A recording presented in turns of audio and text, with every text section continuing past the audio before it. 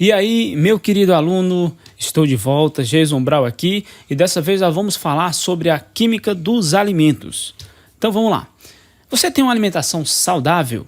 Então é importante você saber que uma alimentação saudável é também uma alimentação adequada à sua rotina, que promova sua saúde e previna enfermidades. De onde foi que eu tirei isso? Do Guia Alimentar para a População Brasileira, que no final desse vídeo eu vou falar para você. Então fica aí ligado, tá? Então vamos lá, o que nós vamos ver na aula de hoje? Nós vamos falar sobre carboidratos, proteínas, lipídios e vitaminas. Na verdade, as vitaminas eu vou deixar para outro vídeo, né? Coloquei aí, peguei você, hein? Mas só que vamos falar sobre carboidratos, proteínas e lipídios. Vamos começar, obviamente, falando sobre os carboidratos. Justamente aqueles carboidratos que fazem a gente engordar. Mas calma, eles são importantes, né? Os carboidratos são nossa principal fonte de energia, então, e são também chamados de açúcares ou glicídios. Lembre-se de um detalhe também. Os carboidratos, a principal fonte deles é a fonte vegetal, ou seja, a gente tira das plantas, das raízes, enfim, a gente tira carboidratos daí. Então, por exemplo, quais são as fontes de carboidratos principais? Arroz, trigo, aveia, milho, legumes, frutas leguminosas, então aí tem feijão, ervilha, lentilha, grão de bico e outros açúcares conhecidos como mel, melaço e o próprio açúcar, que é aquele açúcar que a gente conhece como sacarose. Vamos já falar sobre ele. Mas também, como eu falei, os carboidratos, como são açúcares, eles podem fazer com que a gente engorde. Então fique muito atentos ao tipo de carboidrato que você está consumindo, né? Por exemplo, quando nós temos uns carboidratos que são muito refinados, por exemplo, esses farináceos aí que você come nos biscoitos e tal, eles são muito perigosos. Por quê? Na verdade, vários carboidratos, aliás, os carboidratos vão ser quebrados em cadeias menores. Nós temos carboidratos que são cadeias maiores e eles vão ser quebrados. Por exemplo, o amido. O amido é um carboidrato de cadeia longa e você quebra ele. Todos eles vão ser quebrados no seu sistema, tá? Todos eles vão ser quebrados em glicose. Quanto maior essa cadeia for, mais o seu corpo precisa, digamos, de energia, mais demora para processar isso. Agora, se a cadeia for muito pequena, demora bem menos tempo para essa cadeia ser quebrada e aí você vai absorver mais rapidamente. É o caso desses farináceos que você consome quando compra ou quando come biscoito, produto industrializado, tá? E é por isso que você tem que ter muito cuidado, porque o excesso de carboidratos, né, aumenta o seu tecido adiposo, aquelas gordurinhas que a gente está agora, né, digamos assim, colecionando aqui por causa desse período de quarentena em casa, né? Então fique atento. Provavelmente você vai voltar mais gordo, tá? Eu também, eu sei. Então, e tem que ter cuidado porque eles podem levar a diabetes, tá certo? Vamos lá. Só que tem um detalhe, se você não consumir os carboidratos corretamente, você vai adquirir outro problema, né? Que é você vai ficar muito mais magro do que o normal e também você vai começar a ter efeitos no seu corpo, como cansaço, né? Você está muito magro, vai ter cansaço, desânimo, fraqueza, depressão, irritabilidade. Então é por isso que é importante. Se você não consumir carboidrato, seu corpo vai fazer também chamado canibalismo muscular e por isso que atrofia os músculos, né? Quando você não come nada, vai consumir os seus músculos. Então é muito importante você comer carboidrato, mas cuidado com o excesso. Aqui eu trouxe uma estrutura de dois carboidratos, tá? A frutose e a glicose. Esses carboidratos, se você reparar, deixa eu ligar o meu apontador aqui, ele tem aqui na sua estrutura carbono, hidrogênio e oxigênio. Exatamente, é por isso que o nome dos carboidratos é esse, carboidrato, porque é a mistura de carbono, hidrogênio e oxigênio, tá bom? Aqui nós temos dois carboidratos, a frutose e a glicose, que são exemplos de carboidratos que nós temos nas frutas, tá? Beleza? Vamos em frente. Agora vamos falar sobre os lipídios. Os lipídios, né? Muita gente não quer consumir lipídio porque é gordura, mas olha, lipídios são importantes sim. Desculpa, você tem que consumir lipídios. Por quê? Porque eles são também fonte de energia para a gente, mas, né, eles são também importantes para a formulação de alguns hormônios e tal, e por isso que eles são, né, eles são essenciais para a gente. Mas cuidado também com o excesso, vai causar, né, alguns problemas. Agora tem uma diferença, os carboidratos você pode definir eles pela estrutura, já os lipídios não, né? Você não consegue identificar pela estrutura, e sim pelas propriedades. Nós vamos ver essas propriedades agora. Por exemplo, nós temos que os lipídios são solúveis em solventes apolares. O que é solvente apolar? Solvente apolar é quando a molécula é apolar, que ela não tem atração, digamos assim, de elétrons maior para um lado do que para o outro, de eleição de átomos, né, de um lado do que para o outro, e aí ela vai ter um lado mais positivo e outro mais negativo. Isso aí é uma molécula polar. A molécula polar é quando ela não tem polos positivos nem polo negativo, tá? Na verdade, esse conceito é até um pouquinho complicado, mas uma molécula, quando ela é apolar, não quer dizer que ela não tenha polos, até porque nós vamos ver da questão depois quando a gente estuda geometria molecular, que ela pode ter dipolos momentâneos, né, força de Van der Waals que vão se beneficiar disso, mas enfim, isso aí é um assunto para outra aula, mas você já pode pesquisar, tá? Mas enfim, tá aqui essa carne suculenta, nós devemos consumir também gorduras porque fazem parte da nossa alimentação normalmente, né, mas também obviamente você tem que ter cuidado. Existem lipídios os lipídios vão ser classificados, né, divididos em 5 tipos: triglicerídeos e ceras. Por exemplo, eu coloquei a imagem desse favo de mel aqui, porque é onde nós tiramos a cera de abelha, tá? Cera de abelha que é usada para diversas coisas, né? Por exemplo, para encerar o carro, né? Quando você faz aquilo ali, uma das ceras pode ser a cera de abelha. Enfim, tem várias aplicações, né? Fosfolipídios, glicolipídios, esteroides, me ajuda aí, prostaglandinas e terpenos. Lembre-se que os fosfolipídios são o que formam aquela membrana celular, que você já deve ter visto isso aí na biologia, tá? Bom, vamos falar aqui ainda sobre os lipídios. Os triglicerídeos são ésteres resultantes da reação entre ácidos e álcools e ácidos carboxílicos. Os triglicerídeos, os ácidos carboxílicos reagem, são denominados ácidos graxos, né? Que pois tem cadeia linear longa, geralmente número de par, 10 a 20 átomos de carbono. Por que eu coloquei essa imagem aqui, que é a imagem da carnaubeira? A carnaubeira, ela produz uma cera muito importante pra gente, que é um lipídio, né? A cera de carnaúba é um lipídio. Então, se você reparar, na nossa região nós temos um monte de pé de carnaubeira e o pessoal tira aquilo do carnaval, tira do carnaubal, tira aquilo, daquele pó, né, para fazer a cera, para vender, para fazer cera, porque a cera ela tem diversas aplicações também, né?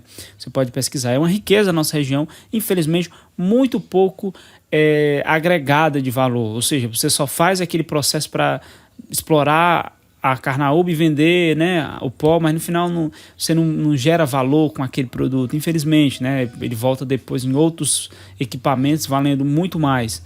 Mas enfim, também é uma boa observação para você aí pesquisar depois, tá?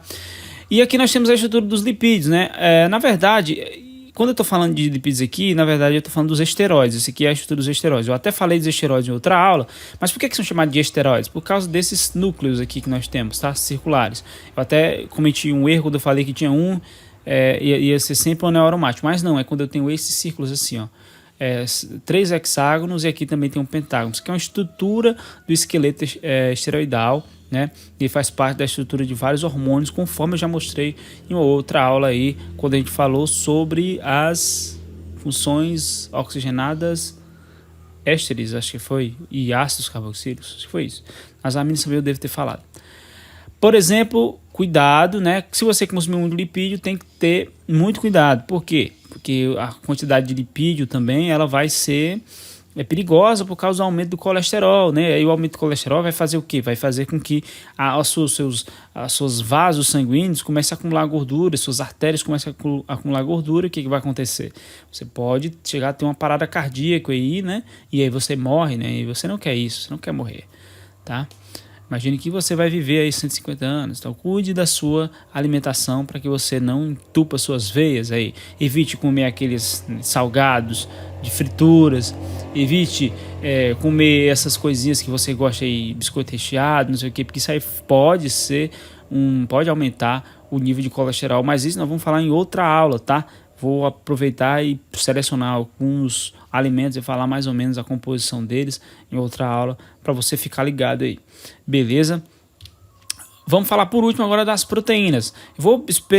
Essa aula vai ser mais para dar um apanhado geral, em outra aula vamos falar mais aprofundado em relação a esses três assuntos que nós falamos hoje, né? Carboidratos, lipídios e agora proteínas. Mas as proteínas, elas têm algumas funções principais, né? A principal delas é estrutural, ou seja, ela forma músculos, né? Porque a gente tem no nosso corpo. A outra é a função catalítica. O que é catalítica? Ela é a função das enzimas, né? Que elas vão ter lá para para você quando come o alimento, né? As enzimas vão quebrar aquelas substâncias lá que tem no alimento, enfim. De transporte, né? Que é para transportar alguns materiais, né? Para até as células. Hormonal também, obviamente, né? Vários hormônios vão ser proteínas, tá? E nutritivo, ou seja, com as proteínas, você alimentando de proteína, também você vai consumir, né, nutrientes para o seu organismo. E deixa eu ver o que tem mais aqui. Sim, vamos lá. Aqui são alguns exemplos de proteínas que nós temos no nosso organismo, tá? Por exemplo, o cabelo é formado por proteínas, né? Queratina, nome da proteína, de uma proteína que tem no cabelo. A pele também tem proteínas. Outra enzima importante é a amilase, que está na nossa saliva. As fibras do nosso corpo também têm proteínas envolvidas. A hemoglobina do sangue é uma proteína, por isso que eu falei de transporte, lembra que eu falei? O hormônio insulina é uma proteína fabricada pelo pâncreas, por isso que eu coloquei lá também, lá que as proteínas têm essa função de transporte.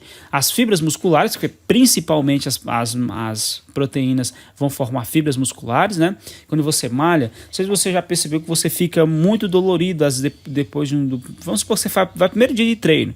Quando você treina muito pesado, no primeiro dia de treino, outro dia você tá ali todo dolorido, toda dolorida. Por quê? Porque você rompeu essas células musculares, você rompeu aquelas fibras musculares e elas vão começar a se dividir, né? Você rompeu, elas vão se dividir, por isso que inflama, né? Você faz microinflamações e aquilo ali é o processo que vai fazer o músculo crescer. Na verdade, aquele dolorido, no final das contas, é bom. E se você tiver uma alimentação adequada, corretamente, você vai ter uma boa recuperação muscular e você vai ter uma rigidez muscular melhor.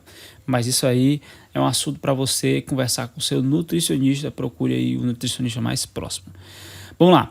As unhas também são formadas por proteínas e os tendões que unem os músculos dos nossos ossos contêm proteínas. Então é isso aí, por isso que proteínas são bem importantes. Como eu falei em outro vídeo, nós vamos falar mais aprofundado sobre isso. E ainda sobre proteínas, né? A gente vai falar, mas eu já vou dar uma apanhada. As proteínas são macromoléculas formadas pela combinação de aminoácidos. Isso aí vai ficar para a gente aprofundar em outra aula, mas eu vou dar aqui alguns exemplos. A glicina, a tirosina, a valina são exemplos de aminoácidos. Por que chamamos de aminoácido? Porque nós temos a função amina e nós temos a função ácido. Aqui nós temos a função amina e aqui nós temos a função ácido. Nós temos a função amina e nós temos a função ácido. Então, por isso que a gente chama isso aqui de aminoácido. E aqui, quando dois aminoácidos reagem, né, nós podemos ter a formação da chamada ligação peptídica, que você deve ter ouvido falar isso na biologia. A formação de um peptídeo é quando você reage dois aminoácidos e aí você acaba liberando a molécula de água e essas duas proteínas acabam se juntando aqui, como você pode ver aqui, tá? E é isso. Ainda sobre proteínas que se falar aqui, nós temos algumas proteínas que é preciso destacar, né? A pepsina, que está presente no suco gástrico, que é para fazer a digestão dos alimentos. A tripsina, presente no suco pancreático. A eripsina, que mistura as enzimas presentes no suco entérico. Então, enfim,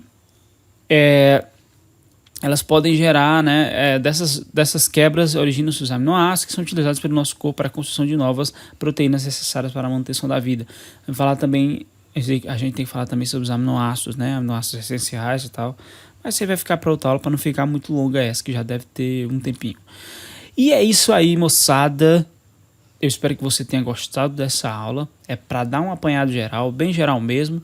E é importante você ter uma alimentação saudável para manter sua saúde, né?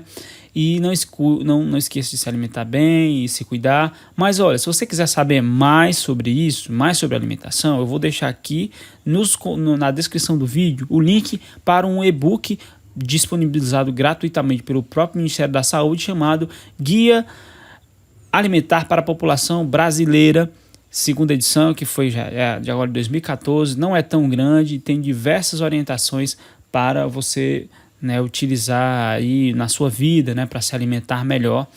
E se você quiser, deixa aqui nos comentários que eu faço um vídeo falando só dele, tá certo? Desse guia alimentar, vou trazer algumas dicas para você. Mas aí você vai ter que dizer aqui nos comentários: professor, eu faço um vídeo falando sobre o guia alimentar para a população brasileira. Eu vou ler ele direitinho para passar as informações para você. Então é isso aí. Não esqueça de dar aquele likezinho aí no vídeo, tá? Thumbs up, please.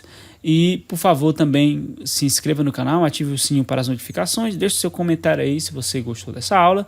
E é isso aí, grande abraço, cuide da sua alimentação, pratique atividade física, beba água, é isso aí. Um grande abraço, até a próxima. 2 abraços aí, tá?